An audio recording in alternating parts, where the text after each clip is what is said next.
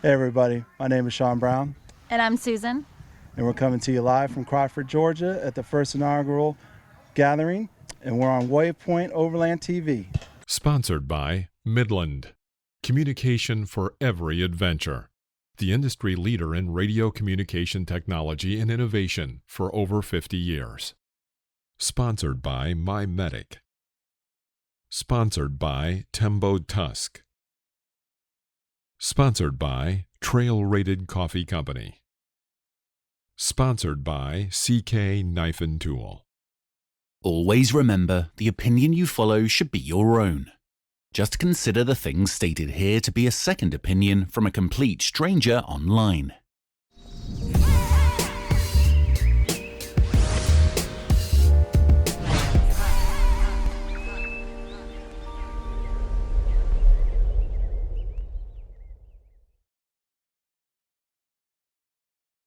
So I was born in Columbus, Ohio, raised in Reynoldsburg, Ohio, just east of Columbus, suburb.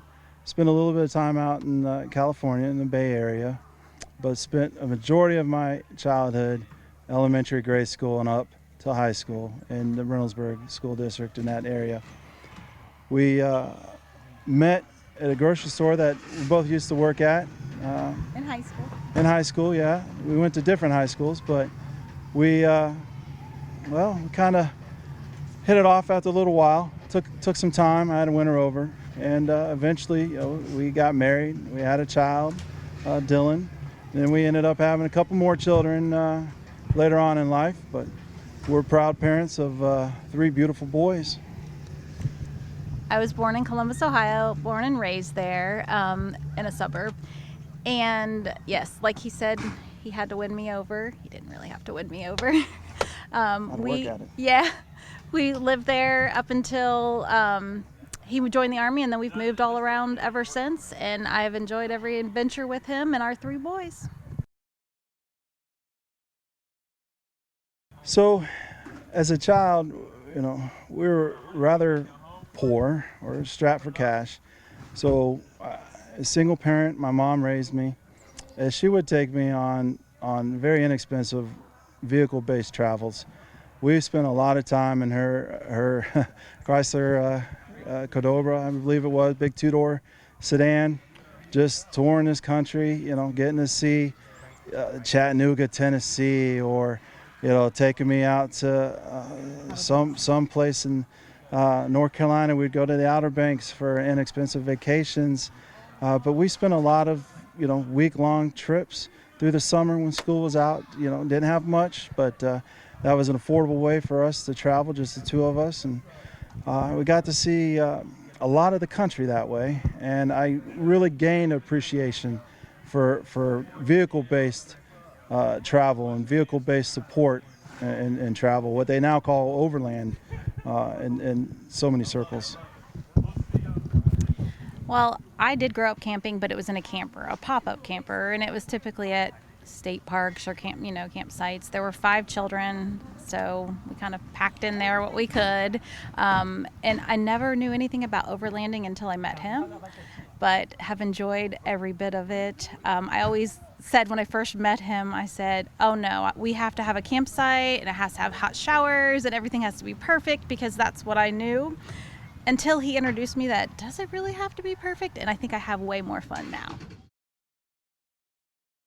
So I am a network engineer for UC Berkeley National Lab out of UC Berkeley, California, under the Department of Energy. I work in compliance for a local credit union in Knoxville, Tennessee. So as a child, like I say, I lived in a suburb, but it was kind of on the edge of being a suburban at the time, still being country. A lot of open fields, parks all around. So, the neighborhood kids, we'd get together and we'd go on our weekend adventures just about every weekend on our bikes, running down to some not quite developed park, hanging around the local creek. We would just go down there fishing, be there for 12, 14, 18 hours a day.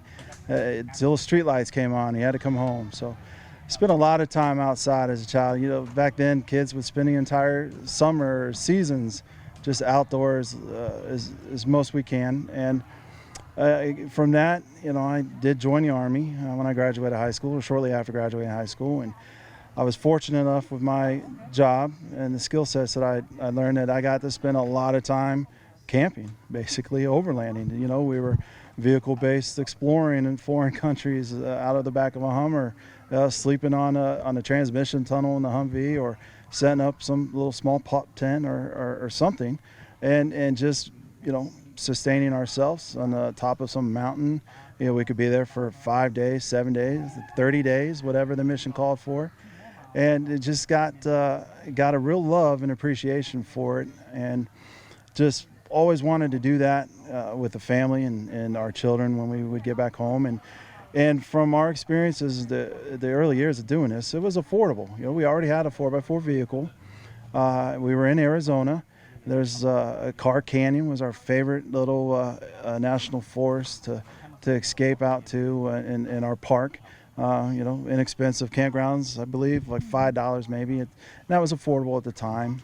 But you had to do put it in 4-wheel drive to get to the campsite. And, it wasn't so much her thing, but the kids loved it, and it was just something that we could do for a quick weekend. And we really grew or at least I really grew to love it, along with her children. She started to come on a little bit more with it, but yeah. Yes, I did not love it as much as he did. So he got out of the Army, or even when he was in the Army, and he just always wanted to go up to the mountains with hardly anything with us. And we had 2 little kids at that time, and I was pregnant with the third one. So I was very pregnant, not quite 9 months pregnant, and he's wanting to go up to the mountains where there was nobody around. He was a combat lifesaver, so he brings a little bag in case I went into labor. I will tell you, we came back Sunday and I went into labor Tuesday, so it was a very close call. I was not too keen on always going, but I watched my children have fun. They would just go up there, and there was no TV, we didn't do internet as much back then, but there was no anything, they just played outside together, and it was wonderful. So I got to relax, which was very uncommon when you have little boys. And I realized that this is important for us. Now, fast forward a little bit, when the kids grew up, then him and I needed something together, and we started just tent camping again. And I absolutely loved it. It was a whole new outlook on it, because I didn't have to take care of 3 little kids while doing that and packing for everybody. It was a whole different world. Although I did do it, it became just about us. And we enjoyed hiking. We enjoyed going up to the middle of nowhere and popping a tent. And I absolutely love it now. And I'm the one that would do it. Well, he would too. We would do it every single day if we could. Okay, so we were kind of doing a lot of the tent camping. I was doing some motorcycle overland camping prior to this occasionally. I had a BMW GS. It was just something that was a single person heading out into the mountains to pop either a hammock or maybe a small tent.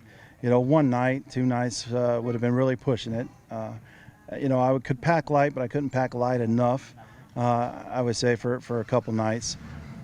We did another trip, camping trip, on a motorcycle, but we went to an established campground. Wasn't really as comfortable as when we would do a vehicle-based camping, and so we ultimately got a small. Well, we did have a 32-foot RV. Neither one of us really enjoyed that. That was too large. We had the truck, we had this RV with a lot of space, and as comfortable as it was just big and a lot to deal with. And we were always going to some type of supported campground with power, water, something along those lines. We downsized it again from that to a large REI tent. REI probably is the one organization that's most responsible for us being in the position that we are now. They have provided the opportunity for us to grab so much material, camps, things I didn't know existed. It definitely wasn't around when I was in the Army or when we were young. Never would have been able to afford half of this stuff in our younger years. But with our children grown and the garage sales and different things that they have, it's made it much more capable for us to grab equipment and things. So we started expanding our camping, and our tent setup was amazing, but it took a long time. Setting up your outdoor kitchen, all these different things. It wasn't a 10-minute ordeal. It took a while.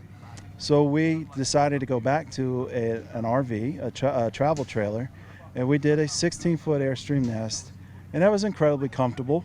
But, you know, it was a lot to take care of that particular trailer. It needed polished, waxed on a very regular basis. So as much as we enjoyed it, there was one bad part of it, and that was the bed having to be made every night. You know, we'd have to tear up the couch and seating area, convert it to a bed, and we were either asleep or sleeping and laying down, or you were sitting at the dinette, but you couldn't do both. And I'm an early riser and need somewhere to sit first thing in the morning, and that just wasn't really an option. So we ended up selling that, and we were in the same boat. You know, we were still having a truck, a trailer, having to tow. It just wasn't a favorable, you know, it had a lot of perks, positive things, but there was more to it than what we really wanted to do for a quick weekend getaway or something. And we didn't foresee ourselves being able to really live out of it for anything longer than 4 or 5 days comfortably. We probably could have, but, you know, really would have been outside of our capabilities at the time. And that led us to this, what we have now, and that's a 2019 Winnebago Revel. And we have our seating area, a separate dinette seating area. We've got a bed that electrically raises and lowers us out of the garage storage, but we have plenty of storage space. We have our 4x4 capability, and all of this is in one vehicle. And I'm sure there's a few things that you love about it, more so than what I figured I need, but most importantly, it has a bathroom and a shower that is easy enough to you know, there's no setup really. We push a few buttons, we make sure we're level, you know, send out the awning, set up these chairs, we're done. But I'll let you kind of speak on the things that you love or hate about the Revel. So we looked at this when we were buying our,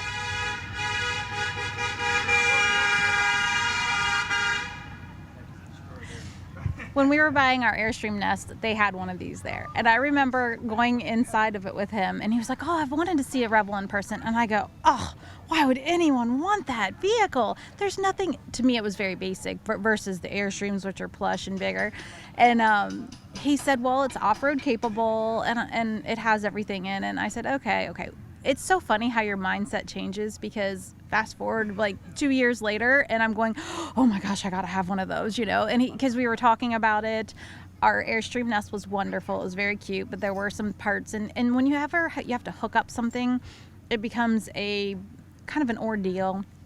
So we both decided that we wanted something we could just pop in, drive, and take with us. I love this thing. When he drives down the road, I don't have to make him stop for a bathroom stop every time. I can just walk back in there and go. I can make lunch. I've made lunch for us while he was driving. That's probably not the safest thing, but you know, I can do it quickly. I know where everything's at. I can grab snacks, refill waters. It's wonderful. It's like a little home. I told him today, I said, I love this thing so much. It's like a little home on wheels. I feel like I'm at home when I'm in there, and then we can open up the door and we're around everybody else, and it's just my favorite so far. As wonderful as this vehicle is behind us, it is not free and it's not inexpensive. We did find this version used, and it had a lot of the upgrades and the things that we already wanted on it. But financially, we had to make a lot of sacrifices. You know, we wouldn't have been able to do this a few years ago. You know, it was finding the right job, getting the right pay, you know, paying off and eliminating as much debt as possible. And we would hear about folks doing that and living debt-free, and we understood that it would take a lot of commitment from us. But, you know, fortunately, a lot of things worked out in our advantage and timing. I don't think we would have been able to do this without it. And that's really the fact that the market, the demand, COVID, that pandemic increased the demand for RVs. And so it was very easy. There was a demand for our Airstream nest. As much as we loved the inside, we didn't like the outside. We knew we were ready to sell that less than a year after getting it. We were kind of worried we would take a heck of a hit, but we really didn't. The market was strong and the demand was high. So we were able to offload that to some other poor soul. And then, timing still continued to work out. A lot of folks were working remote due to the pandemic. She got a new job and was, going to be going part-time remote a few days out of the week. That ended up becoming full-time remote. The organization I was with at the time was, due to COVID, was working remote. And then I kind of fell in love with the thought of having a network engineering job where I could work remote. And I ended up taking a new position that was going to be a full-time remote, kind of keeping some of the same benefits. But that transition period allowed me to make that rather tough decision to actually cash out my pension, keep my 401k, roll that over so I had some form of retirement.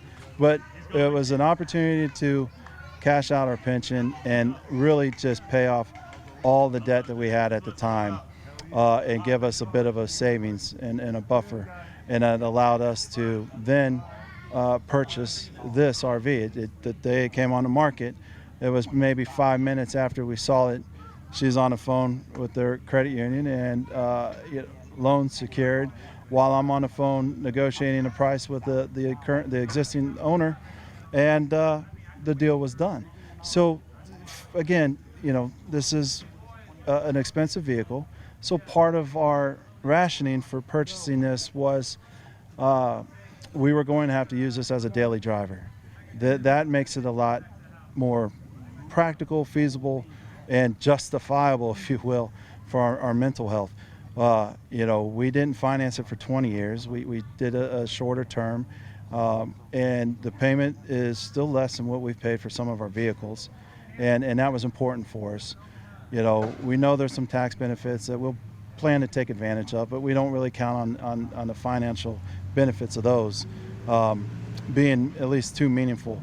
But we knew that if we were to tell ourselves that this is a daily driver vehicle and that we actually use it as such, take it out, a few times a year to do our grocery trips, anything, then it wasn't just a overland vehicle focused, or it wasn't just an overland focused vehicle. It was something we could, enjoy on a regular basis. And again, due to COVID, we really did. We had, curbside pickup, sit down, and we had a built-in dinette. We could stay separated from other folks.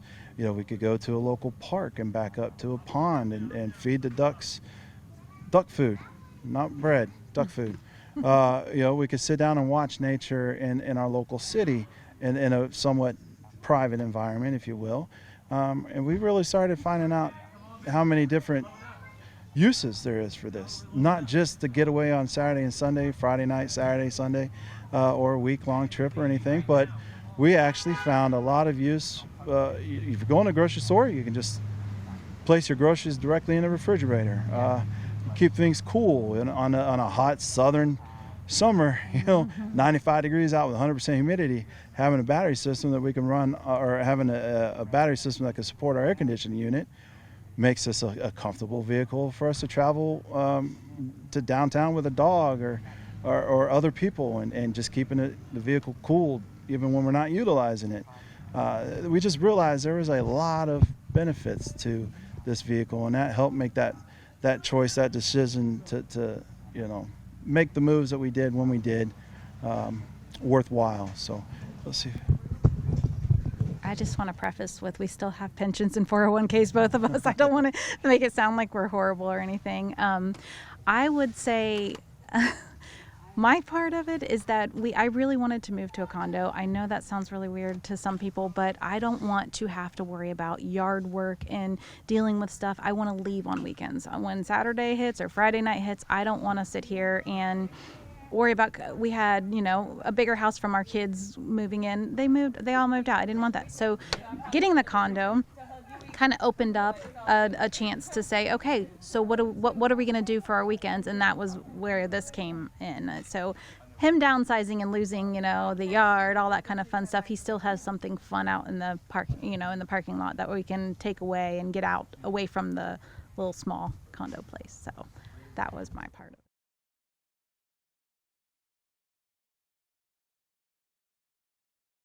It's going to actually be something I'm not cooking. At that time, I think it's going to be her spaghetti sauce in particular. But I think that's going to be the go-to. It's easy enough to cook, heat up. We can even fake it till we make it. That she's putting it together from scratch inside. But yeah, the kitchen's not huge here, and that's an easy enough meal prep to have taken care of ahead of time, and easy enough to heat up when you're on site. I think, in my opinion, it's going to be her pasta, her spaghetti in particular. But you may have something different that you're thinking. I was actually thinking he would cook, and it would be his. He makes really good Asian food, and he'll marinate the chicken, and we'll bring it marinated, and then he'll bring, actually we have brought some now, and he'll put some veggies and all that. I was thinking it would be one of his concoctions, because when we camp, it's really funny. At home, I do a majority. I wouldn't say I do all the cooking, but I do a majority. But here, he does more of the cooking because he likes to cook outside. You saw him cooking breakfast. I typically cook breakfast, but I love his breakfast when we have him outside. So I would say it would probably be one of his really good because he doesn't go by any type of recipe.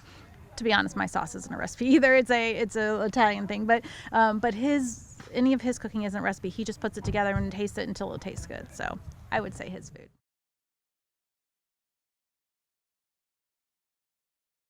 So my favorite ethnic food is definitely, well, until today, this weekend, I thought it was really Indian food. I depend heavily, there's a lot of flavor, and I depend heavily on flavor to determine how good something is. And the Indian food has been kind of my go-to favorite food. Pizza, of course, right, that's there. That's a great comfort food for me.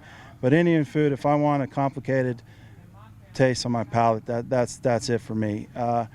Now, again, that's where this Revel really has come into play. I may not necessarily, you guys know what I'm talking about here. I'm not always comfortable eating that in public, and may not make it home in time. So this has been a great benefit for that. But I would say that's my favorite type of food.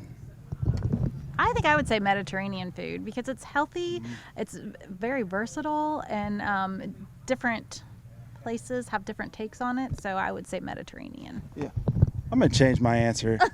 I'm going to say Mediterranean food now that I think about it, because I'm really craving a hero right about now. And how easy is that and simple. But to go back to the gathering in this weekend, I've had the best piece of chicken I've ever had in my life. No offense, sorry. No, I agree. I'm the chicken cooker really in our family, but whatever they did here, it was phenomenal. it was great. And then even another chicken tender that was cooked on a campfire in one of our classes, it just came out of nowhere. They threw it on, and a few minutes later it was done, and it was amazing. Mayonnaise on a grilled cheese sandwich instead of butter. Never heard of that until this weekend. It's like, it's easier to camp with mayonnaise than it is butter, especially in the refrigerator here that we seem to turn into a freezer on a regular basis. Yeah, I mean, this camp food, we'll put it all in a category of just soul food camp food. Whew, amazing. It was just, I mean, there's a restaurant here. There's definitely a business. There's a business idea for sure, but yeah, I'd say Mediterranean is my favorite food now. Well, see, I wish I would have known maybe a little bit more on a financial game. If I would have been a little bit smarter in our younger years, smarter, we'll call it what it was. If I would have been a little bit more educated and had a little bit better knowledge exactly on how everything worked financially, credit, of course, being a major portion of that. But, my very young years, wasn't smart in that aspect. And I wish I would have just paid a little bit better attention to exactly what I was doing, buying this car, carrying over this negative equity. It wasn't, seemed like a great idea at the time, right? And we'll wipe it out when we pay off this vehicle. But we never paid off this vehicle. And it kind of created a daisy chain of something getting carried over in most cases, not always, but just about most cases. So I wish I would have kind of done that a little bit better at the start, and I think that would have made some of these transitions a little bit smoother for us. I wasn't really worried about our children. We knew that they had good heads on their shoulders for the most part. 3 very different, unique boys going about everything 3 different ways, but ending up with that same end goal of independence and not really reliance on the parents. Financial independence, all of the mistakes and things that we learned and picked up throughout the years, we definitely made sure that they knew not to make those same mistakes. And that was something I didn't get, that education. And I'm not blaming anyone else. I didn't seek it either. Someone would offer something shiny and just sign here. I couldn't turn that down, And I think that probably would have been, if I could go back with the what I've learned now and change things, I think it would be the way I did certain, vehicle-wise at least. I don't regret the houses and things that we've purchased, but I think I would have handled vehicles a different way, and I would have tried to got that discipline to actually hold on to something, or the maturity to say, this is good enough, we'll just keep it through the end, and not just go after that next shiny thing. And that's even difficult in the overlanding world. There's a lot of product out there. I need this, I need that. You get that feeling. YouTube definitely is. There's influencers that really influence the heck out of your daily decisions now. Coming down to it, and looking at what I'm going to research online and take a look at what do I need to, what's that next thing that we got to have. This has got a lot of aftermarket things in there, and I didn't know about any of those things. I never learned about any of it on my own. It's all something that we've learned through influencers, YouTube creators, and I'm thankful for it. I don't have things on here that are going to hurt any of our trips or expeditions, if you will. But yeah, that's probably the one thing I would have changed. I would have loved if he didn't buy all the cars and listen to me, but 26 years later, hey, he's finally saying, okay, do we really need this? My thing that I would have changed, and I say this to my kids today, is I wish that it was more common to travel the U.S. and homeschool them in an RV. I would have done that in a heartbeat today. Back then, maybe not. I don't know. But to watch some of these kids and the adventures that they get and the knowledge that they get, and actually how bonded a lot of the siblings are when you watch, that's the fun part about YouTube. Watch them travel together. I would have done that. I would have, if I could do it over, I would absolutely do that 100%.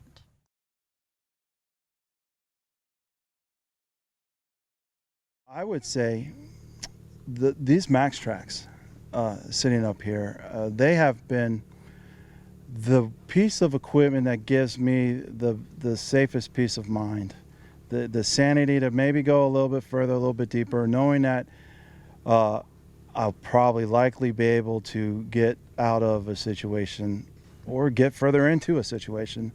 But I think for peace of mind, the Max Tracks, for an absolute safety, possibly the Garmin Mini InReach, that gives me a security that I get more of a feeling of than with the Max Tracks. Mm-hmm.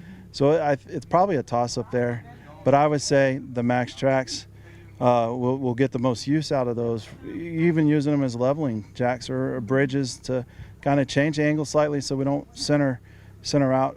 There's just quite a bit of use to it. Shovels in the sand, to level out the van, dig out the tire a little bit lower, and there's been a lot of uses out of them so far, and just looking for even more. But I'd say that's been my best investment the last 12 months. Mine is indoors. It's the GLSS, the Garage Lounge Storage System. Was that what it's called? Yeah. Garage Lounge Storage System that has the seats, because I like to make sure it's clean and tidy, and I can put things away and organize, and that has allowed me to do that. Plus, we can sit there, and if it's raining outside, we can sit in there and enjoy it before camping. My favorite terrain really is, and it's just we haven't really been there for a long time, but it's going to be a slightly sandy soil, but up high altitude in the Ponderosa Pines of Arizona, and in certain parts of Arizona, just outside of Sierra Vista, and the national forest surrounding that area. I just remember it, at the time, it was our 2 youngest children. Our third son wasn't born yet, but it was just the bare bones basic of what we could afford, with a little help from the Army providing cots to sleep on, my Army cots, and, folding tables, whatever we had. We couldn't really afford to go out and buy a bunch of gear. We had a very inexpensive tent, relatively inexpensive at the time. And as a whole family, we just shoved into this little shelter made out of nylon and got away and loved it. So I say anytime I think of a good time outside, that's the terrain that keeps popping into my mind. And it's not a lot unlike the area that we're in now. When we get into the tree line back here, walk into the primitive campsites at Bomax facilities, it's just been amazing. And it kind of takes me back to that shaded, surrounded by pine trees, much cooler temperature. And yeah, I think that's my favorite terrain. I love the mountains. Get us up there. I mean, I don't want to rock crawl per se, like I know some of y'all do. That's really fun for you, but I want it to be kind of testy, go all the way up. I want to be remote. I want there to be trees everywhere. I don't want there to be bear, but I want there to be a chance that a bear could come, because we know how to deal with that. But I just want to be away from everybody but mountains and cooler. In the south it gets so hot in the summers, and you can go up to the mountains and it's like 10 to 20 degrees cooler. So that's what I like, any mountains. I think my bucket list adventure really is going to have to be going out west. Utah is definitely one of the top adventures. I've of course, YouTube has shown me so much and educated me so much about Utah and what there is out there. Colorado, I want to explore Colorado, Utah, and northern Arizona. And I want to do, a couple months, really, on the road. Even if we're working remote, spending long weekends to go out there and really explore. I think that's the perfect trip for me. It will show us that we're capable of doing that. And probably open up the doors to a lot more adventure. But that's on my very immediate short bucket list.